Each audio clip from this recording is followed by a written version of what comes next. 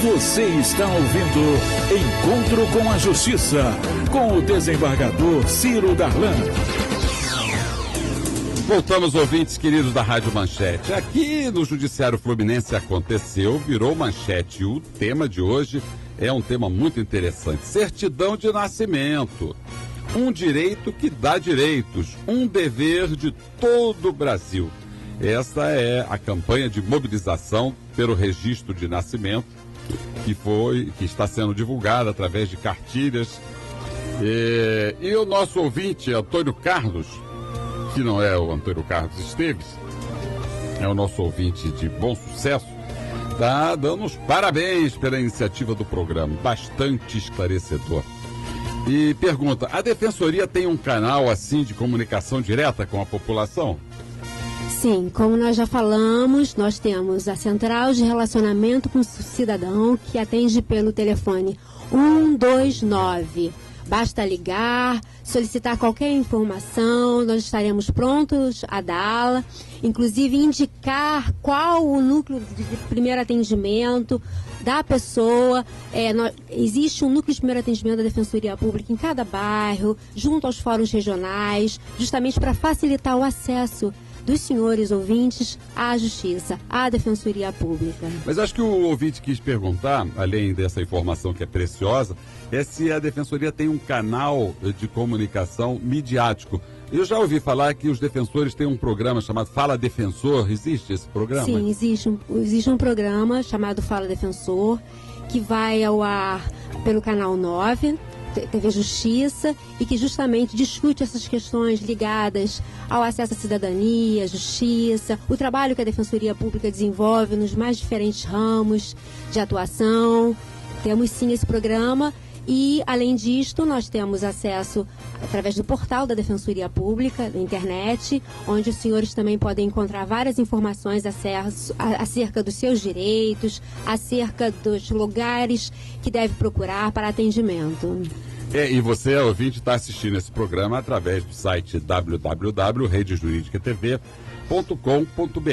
Nós estávamos falando, antes de começar a nossa entrevista, doutora Fátima, da questão das desigualdades socioeconômicas do país, que é uma das principais causas do subregistro. Quais são as outras causas de subregistro? Por que as pessoas não fazem o registro de nascimento no momento certo? A senhora tem alguma ideia? Antigamente, havia uma dificuldade por conta da capilaridade do sistema, né? Existiam registros civis de nascimento, cartórios distantes da população. Hoje em dia nós temos uma capilaridade maior, nós temos cartórios mais próximos das residências e já não temos mais a multa que antigamente existia. Hoje em dia, se eu registrar hoje ou deixar para registrar depois, eu não vou ter mais a multa. Então, a pessoa, ela pode procurar o registro civil de nascimento logo que nasce a criança, como também posteriormente, para obtê-lo gratuitamente, sem necessidade de pagamento, de custos e emolumentos. É totalmente gratuita a primeira via da certidão de nascimento e não há multa, não há imposição de multa, qualquer que seja a época do registro feito. Muitos casos nós verificamos que acontecem quando do nascimento da criança ela deixa de ser registrada porque a própria mãe, o próprio pai não tem registro civil de nascimento, tá? Ou então deixam para um momento posterior sob o pretexto de que o pai vai registrar. Então é importantíssimo que a mãe registre no momento do nascimento aquela criança e deixe para um momento posterior a averbação da paternidade. Isso é importante que seja feito. É muito importante isso que a senhora está dizendo, né? Que a mãe, não raro, né, nessas situações, fica aguardando o pai fazer o registro, né? Na esperança, na expectativa de que ele reconheça voluntariamente a paternidade. E, por outro lado, o pai, né? Eu já fui juiz de vara de família, infância e juventude, Itapiruna, e vivenciei essa situação. Mas não, depois eu faço, e ele continua conversando, que é uma forma de postergar este reconhecimento. É interessante que a mãe vá, faça o registro com o nome dela, e depois averbe o nome do pai, ou voluntariamente, se ele quiser, ou decorrente de uma ação de investigação de paternidade, caso ele não faça voluntariamente, não é assim? Sim, sim. E é importante dizer que a Defensoria Pública também conta com serviço de DNA. Ou seja, nós fazemos o DNA gratuito para aquelas pessoas que não têm condições de pagar pelo serviço. Então, basta que ela registre o seu filho, procure a Defensoria Pública do seu bairro, através do telefone 129, repito, para que possamos agendar para que ela e o eventual pai façam esse exame gratuitamente pela Defensoria Pública. Caso ele se recuse ou não haja possibilidade de fazê-lo, ingressamos imediatamente com a ação de investigação de paternidade, para que aquela criança também tenha o nome do pai, o que é muito importante. Também um projeto interessante do Tribunal de Justiça, projeto Pai Presente, que faz justamente este trabalho de concessão de dignidade àquela criança, para que ela tenha o nome do pai também na certidão de nascimento. Veja, ouvinte, que o Tribunal de Justiça, com o testemunho importantíssimo da doutora Fátima, está tentando cumprir o seu papel. Nós todos sabemos que não é o suficiente, mas pelo menos dentro da teoria do possível, o Tribunal de Justiça tem feito, porque os seus juízes trabalham, o seu pessoal de cartório trabalha, e com isto, e o Poder Judiciário não é apenas o Tribunal de Justiça, são os advogados, são os integrantes do Ministério Público e da Defensoria Pública. Este é o Poder Judiciário. E na Corregedoria de Justiça tem uma secretaria de apoio à Comissão de Erradicação do Subregistro de Nascimento, e o ouvinte pode também anotar aqui telefone, se tiver alguma dúvida, quiser algum esclarecimento. O telefone é o 3133-2665 e 3133-2667. Então, 2665 e 2667 com prefixo 3133. Você pode ligar e, se tiver alguma dúvida, ser esclarecida no Tribunal de Justiça, na Secretaria de Apoio à Comissão de Erradicação de Subregistro. Agora, há mães ou pais, né, pelo desconhecimento da importância do registro, e que muitas vezes ficam com a declaração de nascida vivo e pensando que esse é o documento que identifica a criança. É muito comum acontecer isso, doutora Fátima? Sim, é muito comum acontecer isso, até por conta da falta de informação, da falta do próprio registro. A gente atende pessoas que, portando aquele ofício antigo da Fundação Leão 13, acham que aquele documento é o seu documento, o seu registro de nascimento, e não é. A gente sabe que aquele é apenas um pedido viabilizando a gratuidade, né? Assim como é o nosso ofício, né? O ofício da Defensoria Pública pedindo a isenção.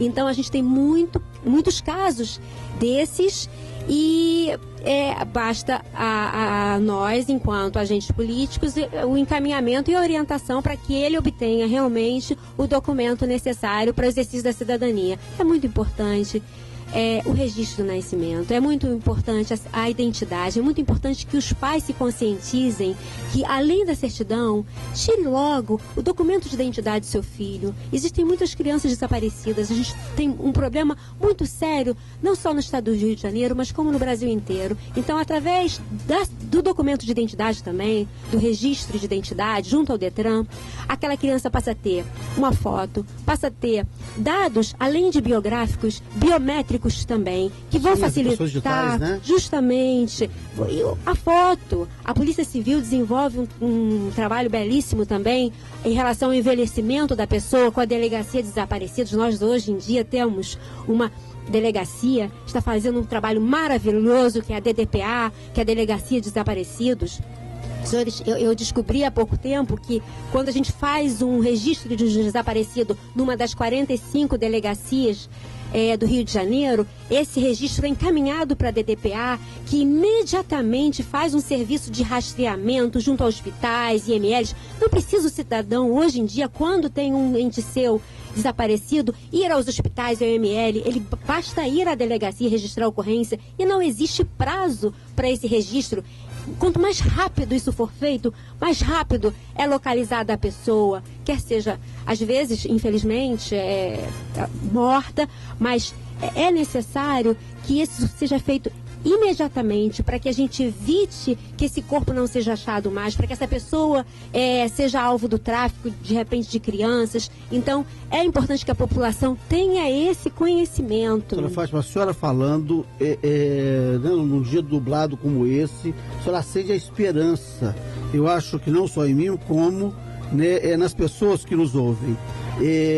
Quando a senhora começou a falar dessa questão do registro, eu lembrei de um caso que nós julgamos na 27ª Câmara Civil na semana passada, de uma maternidade em Belford Roxo, que tinha um falso médico fazendo cesariana. Não era só exame clínico, não.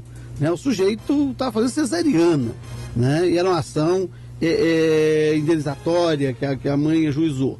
Então eu fico imaginando uma maternidade em que tem um falso médico fazendo cesariana, que orientação pode dar, que cuidado pode dar a uma mãe, a um recém-nascido, para ter registro. Né? Então isso nos dá uma desesperança, dá um certo pessimismo. Mas ouvindo a senhora falando desse trabalho que a Defensoria Pública vem fazendo, né? Essa questão dos desaparecidos, né? Tem umas experiências boas, né, ocorrendo na cidade, no estado, e que eu acho que elas precisam ser ampliadas. Né? Parabéns à senhora por esse seu trabalho que a senhora está desenvolvendo e por essa campanha, né, para a eliminação do subregistro. Eu acho que o maior valor da informação da doutora está no fato dela revelar este particular alvissareiro de grandes perspectivas. Aí, ouvinte, nem tudo está perdido. Nós temos alguma coisa funcionando. A casa caiu, mas o tijolo está lá, a gente pode pegar e fazer de novo, né? E também é uma imagem, é uma bela metáfora. E também não existe dia nublado quando a doutora Fátima está entre nós, né? Porque ela realmente faz qualquer escuridão brilhar. Por isso, esse programa é um programa privilegiado, porque nós estamos aqui passando para os nossos ouvintes informações preciosíssimas. Mas, doutora Fátima, eu me lembrei aqui, na minha experiência longa como juiz da infância e da juventude, que muitas vezes as crianças eram matriculadas no colégio sem o registro civil de nascimento.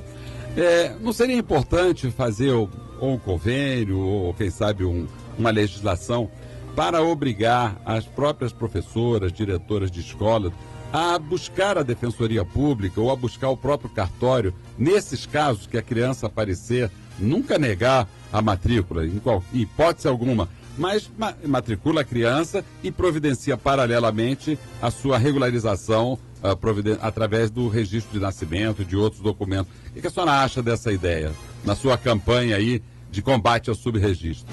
Bom, a Defensoria Pública já vem atuando em relação à educação para os direitos. Na verdade, uma criança que não possui registro, ela deve ser recebida na escola, o seu acesso não pode de forma alguma ser negado, sendo que a diretora deve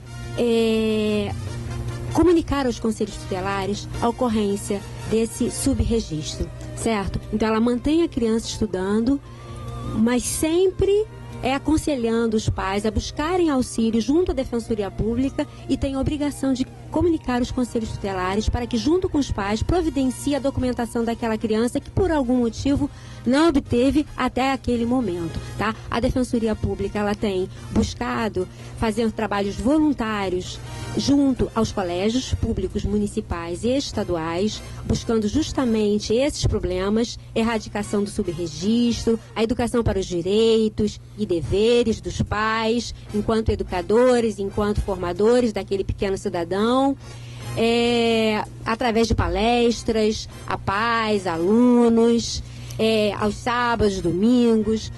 Justamente também nesse evento que nós fizemos esse mês passado, a Defensoria Pública promoveu esse encontro, esse evento pela promoção dos direitos no Complexo do Alemão, onde nós temos ainda muitos invisíveis, pessoas que sequer tiveram acesso à educação, que sequer têm um documento para o exercício da cidadania. Veja, ouvinte, a que se propõe o programa fornecer esses canais de comunicação com as fontes daquilo que pode motorizar, daquilo que pode dinamizar o seu direito.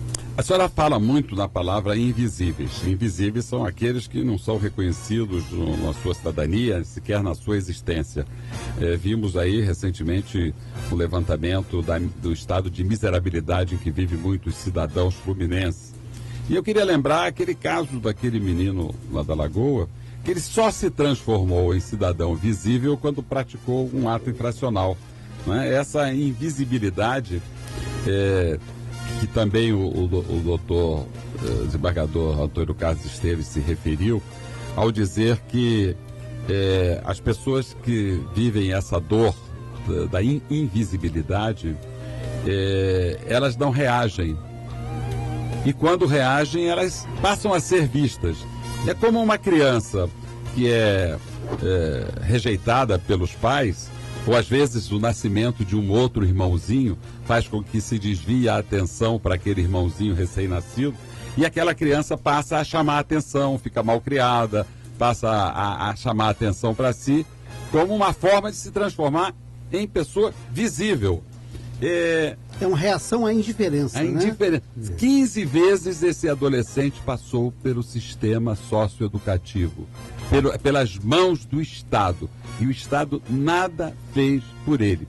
Eu pergunto à senhora que anunciou aqui que há um trabalho feito com os presos, e com o sistema socioeducativo, esses adolescentes, eles, quando passam por lá, pelas mãos do Estado, eles saem com o mínimo de documentação? A Defensoria Pública, junto com o Tribunal de Justiça, com o Ministério Público, não existe uma solução imediata, nenhuma solução feita por uma única instituição.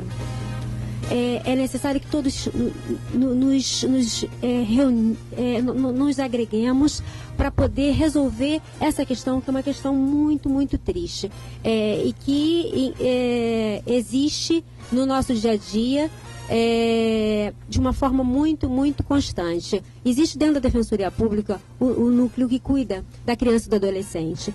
E existe também um grupo de trabalho junto ao Comitê Estadual para a Erradicação do Subregistro, que cuida dessa problemática da criança e do adolescente, que visita os abrigos, que faz entrevista com as crianças que estão porventura internadas, para que se verifique se ela tem documentação, se ela foi registrada pelo pai, se ela tem identidade. Então a Defensoria Pública, junto com os demais atores sociais, faz esse trabalho de averiguação da questão da documentação, da certidão de nascimento, para que eles tenham efetivamente cidadania e acesso à educação, acesso à saúde, porque sem registro de nascimento, sem identidade, sem CPF, eu não consigo operar na rede pública hoje em dia. Doutora Fátima Saraiva, muito obrigado por iluminar as nossas mentes e a de todos os nossos ouvintes que participaram ativamente com muitas perguntas hoje. E hoje o tema foi muito emocionante e muito interessante, né? Cidadãos invisíveis, que se tornam visíveis através das mãos da Defensoria Pública, do Judiciário e dessa atuação maravilhosa de combate ao subregistro. Muito obrigado. Eu queria me despedir da senhora com as suas palavras. Eu gostaria de agradecer a oportunidade de estar mais uma vez aqui conversando a respeito da promoção dos direitos do cidadão, parabenizá-los pela iniciativa, né? Eu não acredito em soluções imediatas, eu acredito na política do gotejamento, ou seja, aos poucos, gota a gota, é como Madre Teresa Calcutá dizia, em relação aos trabalhos que ela desenvolvia com os pobres. Eu sou apenas uma gota no oceano, mas o oceano sem essa gota estaria vazio. E na próxima sexta-feira o nosso programa será Segurança Pública. Vamos entrevistar aqui o Coronel Alberto Pinheiro Neto, comandante-geral da Polícia Militar. Então, ligadinhos aqui na Manchete 760 e no programa Encontro com a Justiça. E ouçam agora o Jornal da Manchete, Jornal 760, com Enio Paes. A Rádio de Verdade apresentou Encontro com a Justiça, com o desembargador Ciro Darlan.